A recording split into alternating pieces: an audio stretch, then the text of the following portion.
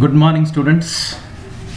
Today's lecture I'll be teaching about the management of emergencies which we can encounter during the treatment of diabetic patients. We'll be learning about insulin resistance as well as the devices which are used for administering insulin.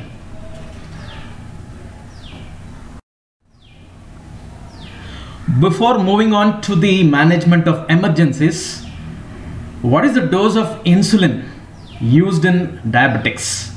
First of all, insulin is quantified as units.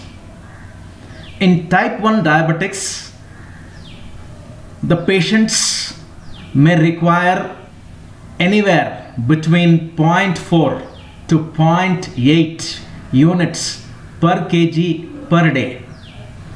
Whereas in type 2 diabetics, the requirement varies from 0.2 to 1.6 units per kg per day. There is more variance in the requirement in type 2 diabetics because of the difference in the body weight or because of the variation in obesity.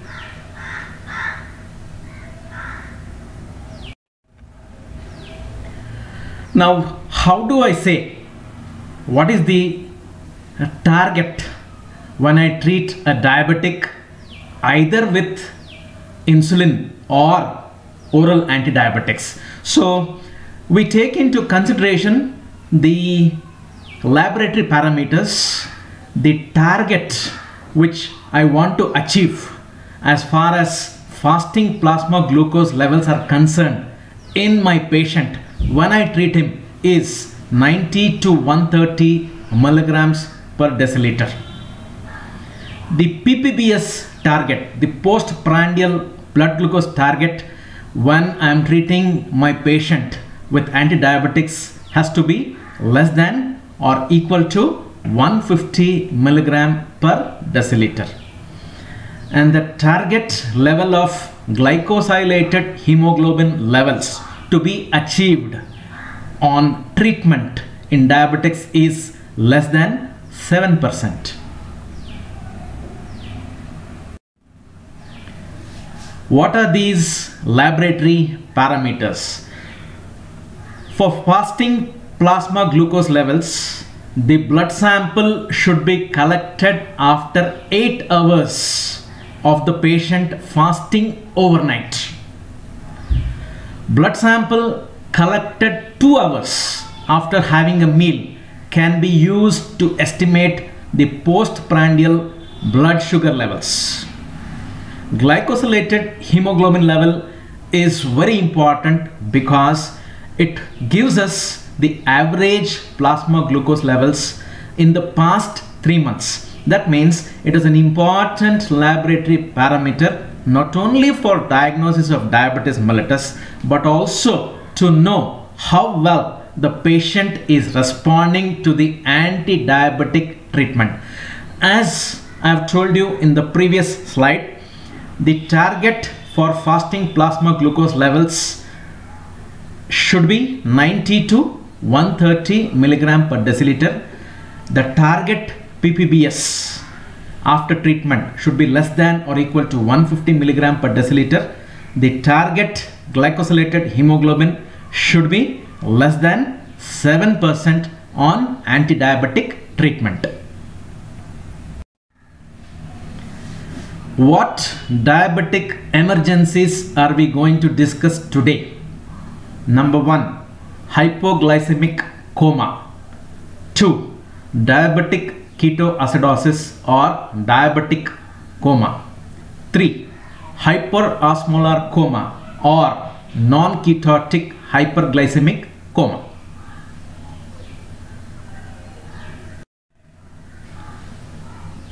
Dear students, let us have a look at this case scenario with the help of which I am going to teach about hypoglycemia.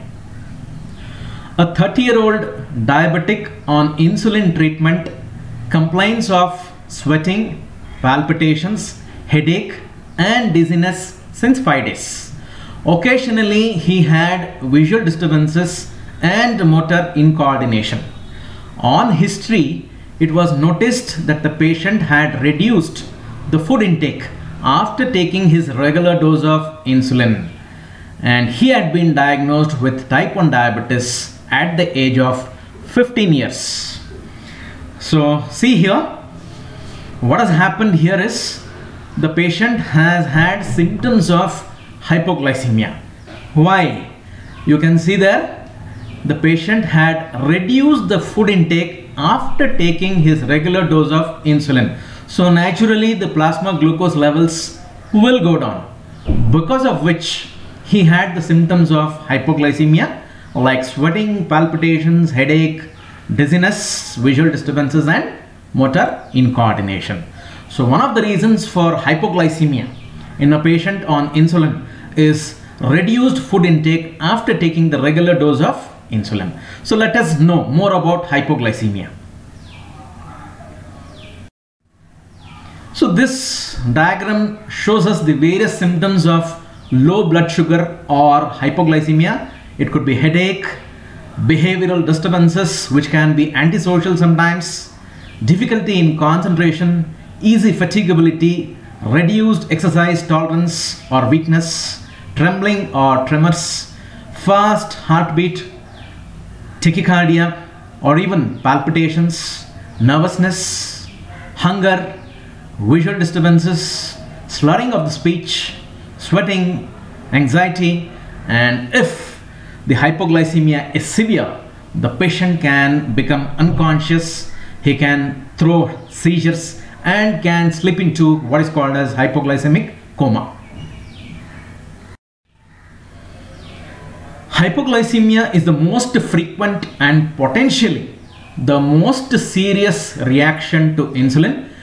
It is more common in who are called as labile diabetics, because in these patients the insulin requirement fluctuates rapidly. Hypoglycemia can be caused by accidental administration of an overdose of insulin, by skipping or reducing the food intake after an injection of insulin, or by vigorous physical exercise, because physical activity induces insulin independent uptake of glucose. That means along with the insulin reducing the plasma glucose levels, the physical exercise also reduces the plasma glucose levels, giving rise to hypoglycemia. Now, what are the symptoms of hypoglycemia? So the body tries to overcome this situation, and we call that as homeostasis. What happens is there is counter-regulatory sympathetic overactivity, wherein there is release of catecholamines epinephrine and norepinephrine. Epinephrine, through its action on beta-2 receptors in the hepatocytes, will convert the glycogen into glucose and try to contain the situation. This is very important because please remember, the brain is an organ which accepts only glucose as the source of energy. So the body will try its best to maintain the plasma glucose levels, and one way is to increase the sympathetic activity. So the catecholamines which are produced along with glycogenolysis, they are also responsible for palpitations. They act on the beta-1 receptors, increase the force of myocardial contraction, so the patient will be able to notice his own heartbeat, and there can be tachycardia also. Tremors is because of stimulation of beta-2 receptors in the skeletal muscle, and there could be anxiety and sweating. Now, apart from symptoms due to sympathetic overactivity, there can be neuroglucopenic symptoms also. That means reduced glucose supply to the brain can give rise to headache, weakness, motor incoordination, dizziness, visual disturbances, easy fatigability or tiredness, or reduced exercise tolerance, behavioral abnormalities and hunger.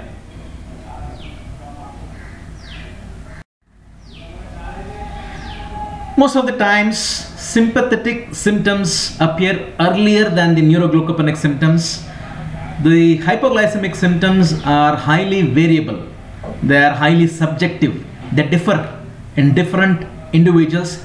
And as we know, one of the complications of diabetes is diabetic neuropathy, which is a microvascular complication. So patients with neuropathy may not appreciate the sympathetic symptoms as well as those without neuropathy.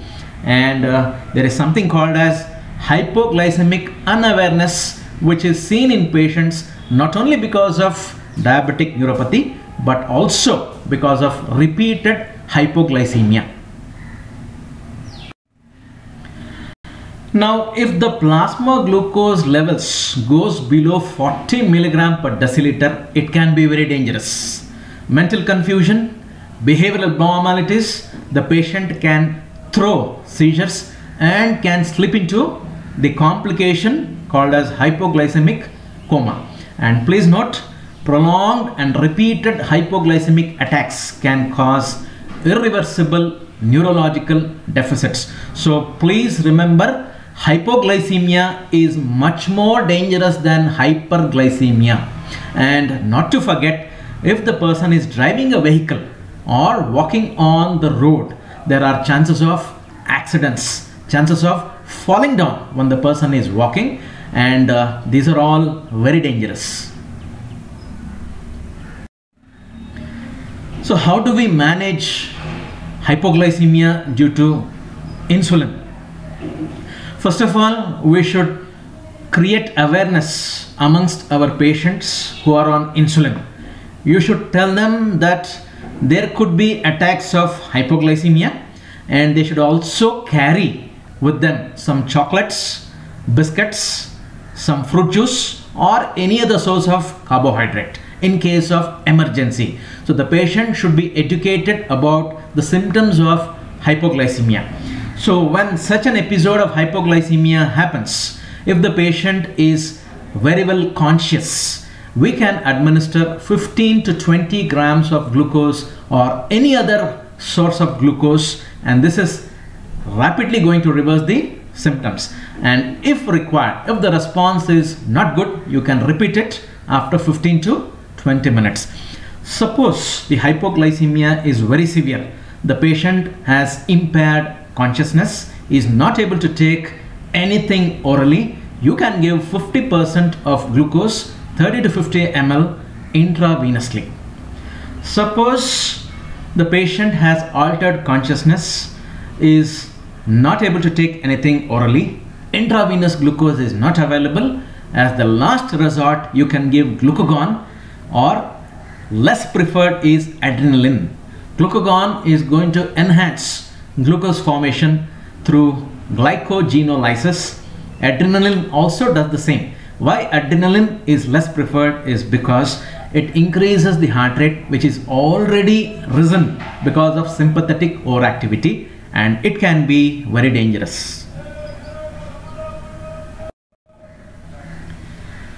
Now, after the discussion of hypoglycemia, I will explain to you the second emergency which we can encounter in diabetics: diabetic ketoacidosis or diabetic coma. It is an emergency. Before discussing the management of diabetic ketoacidosis or diabetic coma, let us have a look at this case scenario, which will help us in understanding the management better. A 25-year-old person was admitted to the emergency department with complaints of vomiting, impaired consciousness, increased breathing, and increased urination. On history taking, the patient attendants revealed that the patient was a diabetic on insulin treatment but not taking the treatment as per the doctor's advice. On physical examination, he was dehydrated, had tachycardia, and a fruity odor in his breath. Laboratory investigations revealed random blood sugar levels 520 milligrams per deciliter. Ketone bodies were present in the blood and urine, ketonemia and ketonuria. Serum electrolyte test revealed reduced sodium and potassium levels. So dear students, this is a classical case scenario involving diabetic ketoacidosis. The patient is a diabetic on insulin treatment, and he is admitted to the emergency department with all those symptoms, plus ketone bodies were present in the blood and urine. He had a fruity odor in his breath. This happens during diabetic ketoacidosis. The plasma glucose levels are very high, and you can see in the history the patient was not taking the treatment properly. Serum electrolytes were reduced. Now let us discuss in detail the management and the clinical features of diabetic ketoacidosis or diabetic coma. Diabetic ketoacidosis is seen in different grades of severity, mostly in type 1 diabetes, infrequently in type 2 diabetes, more frequent in type 1 diabetics because insulin lack is severe, less frequently in type 2 diabetics because insulin levels can be normal or even high. So obviously this is because of inadequate or absence of insulin, and in such a scenario there is going to be severe lipolysis, which increases the formation of free fatty acids. These free fatty acids are converted into ketone bodies, and hence we call it as diabetic ketoacidosis. Now, what are the causes for severe lack of insulin or even relative insufficiency of insulin which gives rise to ketoacidosis? One is the patient is not getting treated with insulin at all.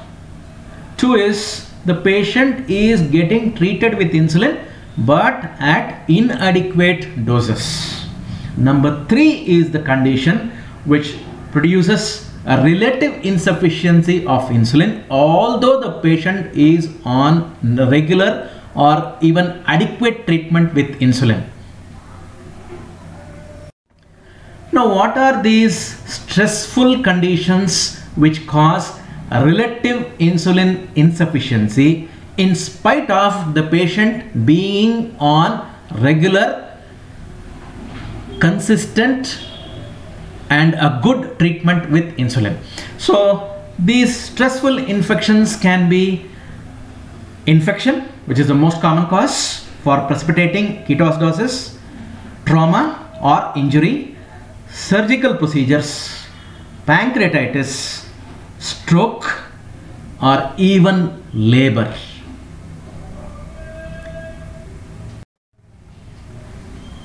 Now, how do these stressful conditions lead to relative insulin insufficiency which leads to ketoacidosis? So during situations of stress, there is increased release of cortisol, which is termed as a stress hormone. Cortisol is a hyperglycemic hormone. Dear students, please remember this is also a part of normal physiological homeostasis of the human body. Whenever there is a stressful condition, automatically the body tries to make more plasma glucose, because I have told you the brain accepts only glucose as the source of energy. So the body makes more cortisol to improve the plasma glucose levels in the blood, to increase it and provide the required supply to the brain. So what happens here is, in patients who are on treatment with insulin during stressful conditions, there is increased release of cortisol, and cortisol being a corticosteroid, it interferes with the peripheral utilization of glucose, opposes the action of insulin.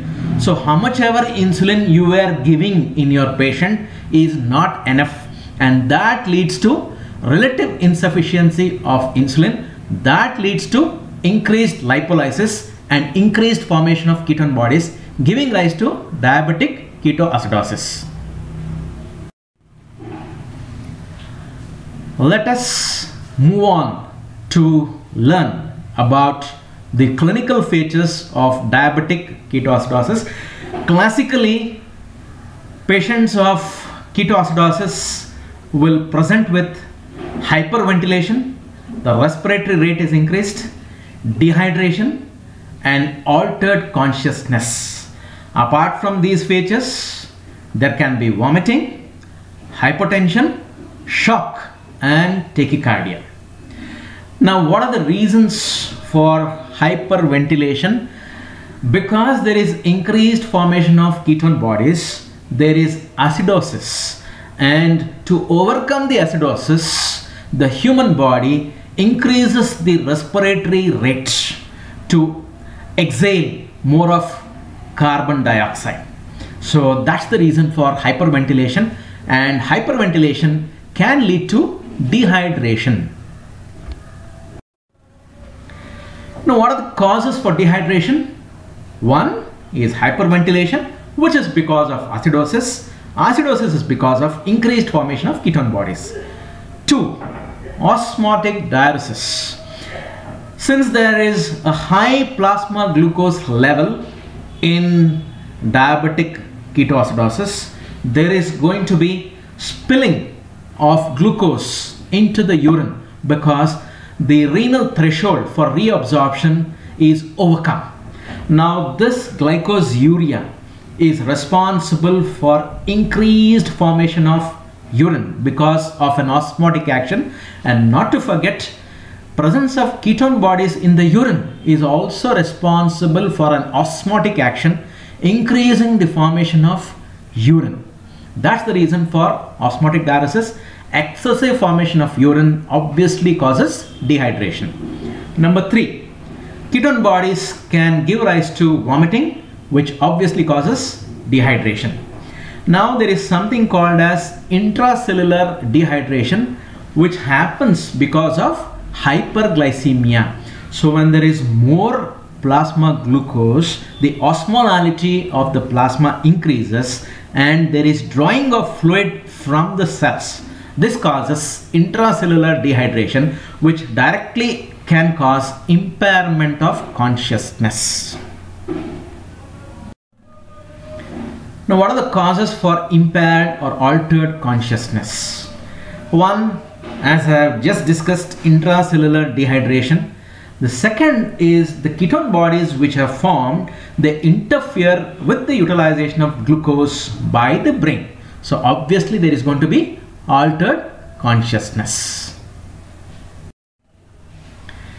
So how are we going to manage diabetic ketoacidosis? So the first point in this slide is to replace the insulin, because the root cause for all the complications is lack of insulin or relative lack of insulin. So we have to replace insulin, and the insulin preparation of choice is plain insulin or regular or soluble insulin. So as we have seen, there is going to be severe dehydration, and rehydration is vital because dehydration can be fatal. Dehydration, if it is severe, will reduce the perfusion to the vital organs and can be very, very fatal. Obviously, we have to replace the lost electrolytes: sodium, potassium, calcium, manganese. These electrolytes are lost as a result of osmotic diuresis due to glycosuria, due to ketonuria, and also due to vomiting, and to some extent due to dehydration. We also have to treat the acidosis, because acidosis leads to hyperventilation. Hyperventilation leads to dehydration. And not the least, you have to treat the precipitating cause, the reason for the diabetic ketoacidosis. If the patient was not taking the treatment properly, you have to reinstate the treatment with insulin in a proper manner to prevent the further happening or the further occurrence of episodes of diabetic ketoacidosis. Or if an infection is the reason for the precipitating of DKA, you have to treat it. The first and foremost, replacement with insulin. So regular insulin is used.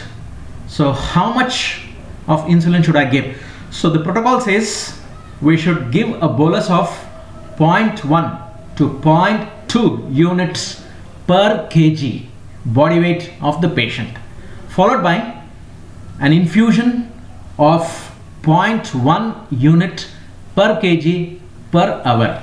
That means if my patient is weighing 50 kilograms, then I have to give a bolus of 5 to 10 units and follow it up with 5 units per hour infusion. Now, once I start the treatment, the response is considered ideal if there is a fall of plasma glucose levels by 10% every hour.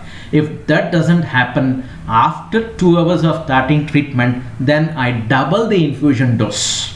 I was giving 5 units per hour in my patient weighing 50 kgs. If the response is not adequate, I start giving 10 units per hour infusion. Once I start treating my patient in this manner, after 4 to 6 hours, the plasma glucose levels will come down to 300 milligram per deciliter. Once the plasma glucose level comes to 300 milligrams per deciliter, I can reduce the insulin infusion to 2 to 3 units per hour. And once the patient becomes conscious, I need not give insulin intravenously. I can shift back to subcutaneous route.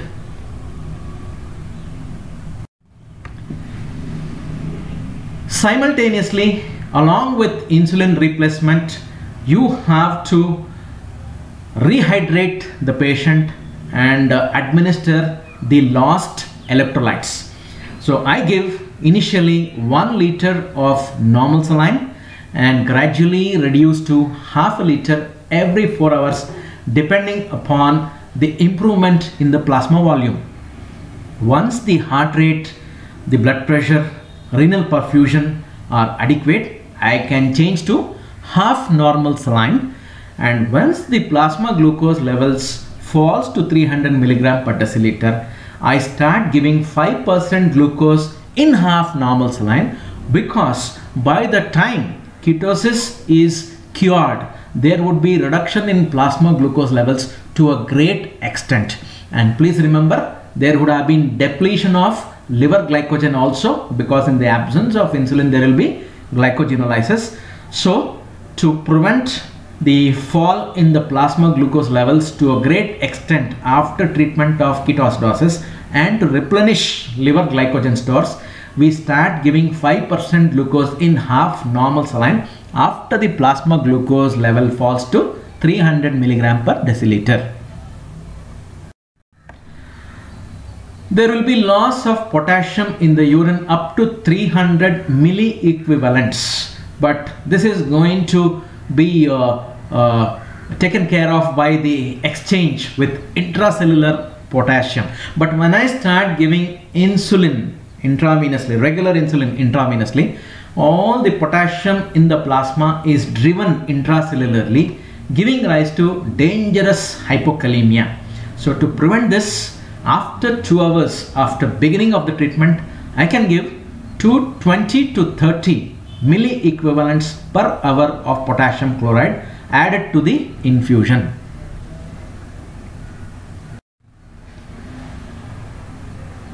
Sometimes we may have to give an alkali in the form of sodium bicarbonate, which is not required routinely, but if acidosis does not reduce spontaneously, if the hyperventilation is troublesome, or if the blood pH is less than 7, I can give intravenously sodium bicarbonate to correct the acidosis.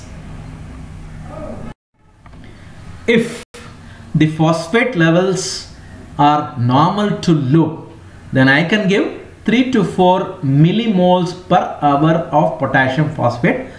Please remember, excessive administration of phosphate can precipitate tetany.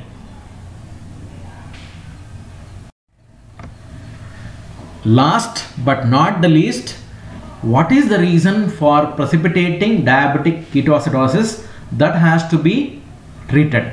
The most common precipitating factor is an infection for which antimicrobials have to be administered. If it is because of trauma or severe pain, analgesics have to be used. In case of emotional stress, anxiolytics can help us, and during labor and even in the perioperative period, please remember, insulin infusion is always preferred.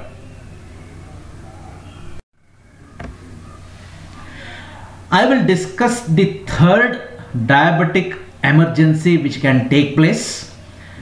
The first emergency I discussed was hypoglycemia. Second was diabetic ketoacidosis. The third is hyperosmolar or non-ketotic coma, which is seen in elderly type 2 diabetic mellitus patients.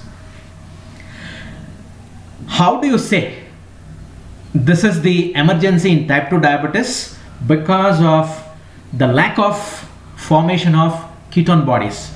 Why ketone bodies are not formed in the emergency seen in type 2 diabetes? It is because in type 2 diabetics, the levels of insulin in the plasma is normal or even high. That is why ketoacidosis is very rare in type 2 diabetes. The hyperosmolar coma is non-ketotic in nature in type 2 diabetes.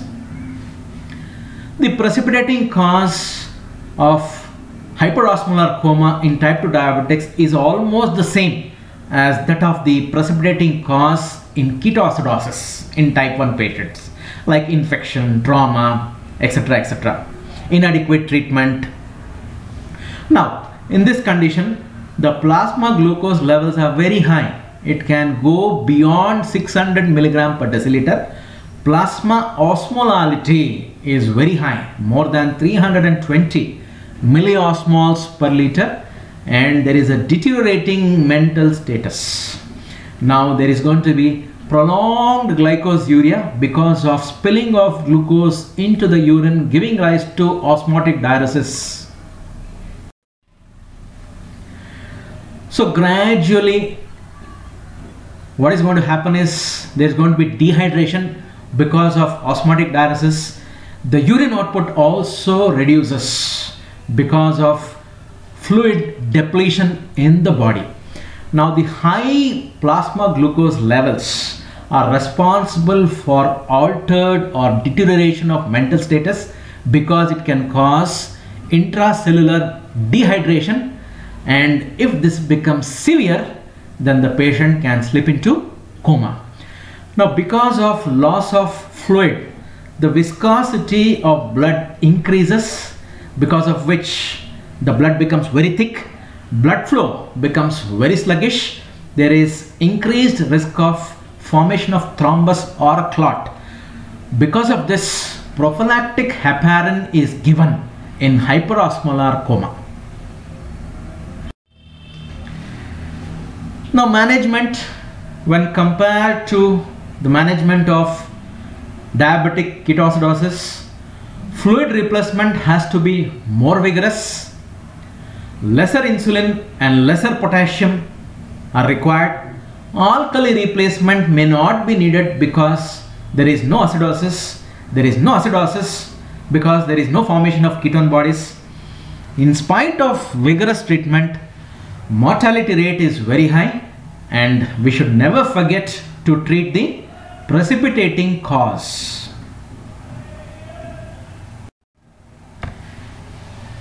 Now after teaching the management of emergencies in diabetes, I would like to stress upon insulin resistance. We've already discussed this in the previous presentation, but since it's very important, I would like to explain it to you once again. Now, what is insulin resistance? It is the suboptimal response of tissues like the skeletal muscles and the fatty tissues to the physiological concentrations of insulin. And the tissues are not able to take up glucose because of insulin resistance. More commonly, we find the transducer mechanism which integrates the insulin receptor to the response has become weak. Insulin resistance, as we all know, is integral, is very important risk factor, very important finding in type 2 diabetes. The important risk factors for insulin resistance happen to be advanced age, obesity, physical activity, the most important being obesity. Polycystic ovarian syndrome has been associated commonly with insulin resistance. Pregnancy and oral contraceptives induce low-grade and reversible insulin resistance, and certain endocrinal conditions like acromegaly, pheochromocytoma, Cushing syndrome, lipoatrophic diabetes mellitus are also associated commonly with insulin resistance. Very importantly, we should see that physical activity increases insulin sensitivity. Now let us look at something known as acute insulin resistance. It is quite different from what we just studied now about insulin resistance. Acute insulin resistance occurs rapidly and it is seen for a short duration. This is in contrast to the previous insulin resistance, which occurs on a graded fashion and it stays for a long time. Now the causes for acute resistance are stressful situations like infection, trauma, surgery, and emotional stress. So as we have already studied, during stressful conditions, the hyperglycemic hormone cortisol is produced in excess, and this opposes the insulin action, giving rise to acute insulin resistance. So how do we manage this? We have to give high amounts of insulin, and obviously we have to overcome the precipitating factor in these diabetics who are on insulin treatment.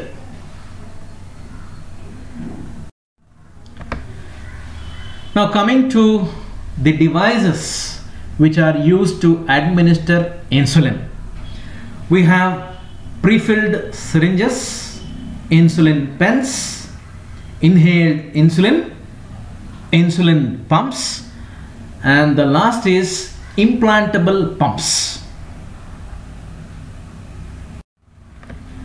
These are the pre-filled insulin syringes. They contain specific types or mixtures of insulin, and the advantage of having the pre-filled syringes is there is no need of carrying the insulin vials or the syringes. One more thing is, because they are pre-filled, the mistakes which can happen during the loading of the syringe can prevent medication errors. This is the insulin pen. The insulin pen is made up of a cartridge or a reservoir which contains insulin. You can see the insulin needle, and the advantage is the needle is so small, its caliber is so fine, the injection is almost painless, and there is a plunger which is used to inject the insulin, and the advantage is obvious. You can easily carry this device and you need not fill or you need not load the insulin, and the chances of medication errors are reduced. This is inhalational form of insulin. The device is called a breath powdered inhaler. What you see is the device and the blue colored cartridges which contain the insulin in the form of a powder. and that is how the cartridge is loaded into this breath powered inhaler. So the parts of this breath powered inhaler, you can see the purple base, the cartridge, the white mouthpiece, the removable purple mouthpiece cover. The top of the inhaler, the bottom of the inhaler can be seen, and how the insulin powder is inhaled is also shown in the picture to the right.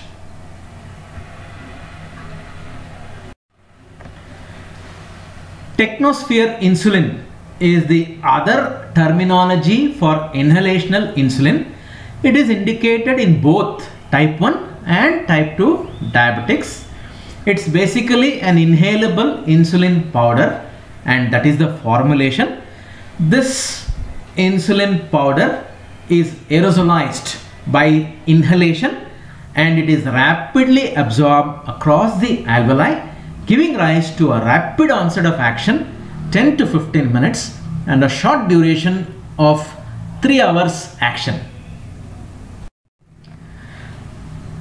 Based on the pharmacokinetics, inhaled insulin is highly ideal to control the postprandial hyperglycemia. Hence, it is given just before a meal, and we can use this preparation along with a basal insulin like glargine in what we have already studied as a basal bolus regimen. And this combination of inhaled insulin with the basal insulin glargine has been found to be as good as the combination of rapidly acting insulin aspart with the basal insulin glargine in clinical trials.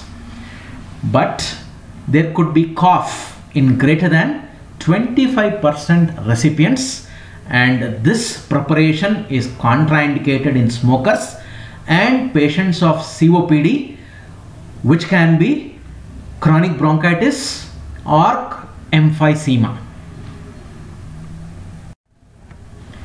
This is the insulin pump.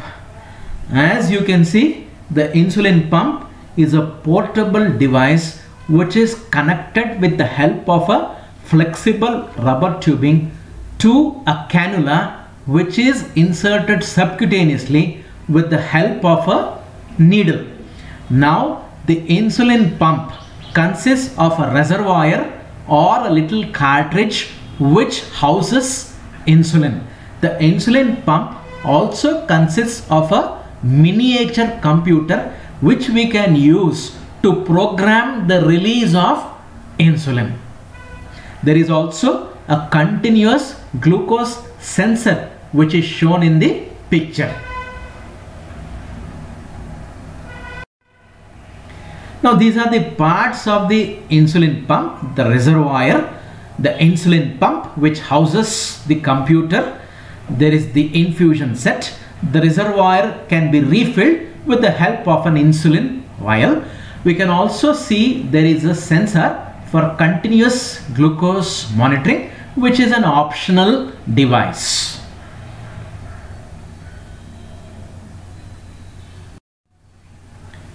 So these are the parts of the insulin pump: the reservoir containing insulin, the computer which is used to program the release of a fixed amount of insulin, the infusion set which consists of flexible rubber tubing which ends in a cannula fitted into the subcutaneous region with the help of a tiny needle.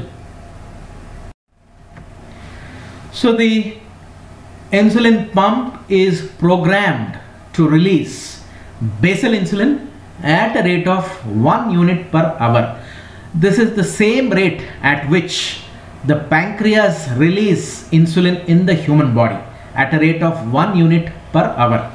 And pre-meal boluses, that is just before a meal, we can program the insulin pump to release 5 to 15 units. This is to take care of the meal induced hyperglycemia.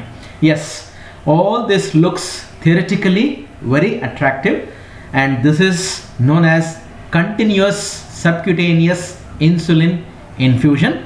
For CSII, I have to use regular or rapidly acting insulin analogs. That means Lispro, Aspart or Glulicin have to be used here. Although theoretically very attractive, the disadvantages are it is very expensive. Since the insulin release is programmed, a very strict adherence to the diet should be there. Timely intake of meals is mandatory, otherwise the patient will go into hypoglycemia. Having this instrument on us will interfere with physical activity. There is always a risk of pump failure. There can be infusion site infections which can be very bothersome. Maintenance of the pump and the infusion set can also be very bothersome. Hence, insulin pump is indicated only in a few selected type 2 diabetics. The last of the device is the implantable insulin pump. You can see the insulin refill port, a catheter rinse port, a handheld remote control, the tip of the catheter which is going to be free in the peritoneal cavity. So these are electromechanical devices. The percutaneous reservoir is refillable and insulin is pumped out with the help of osmotic pumps, propellant driven pumps or even mechanical pumps.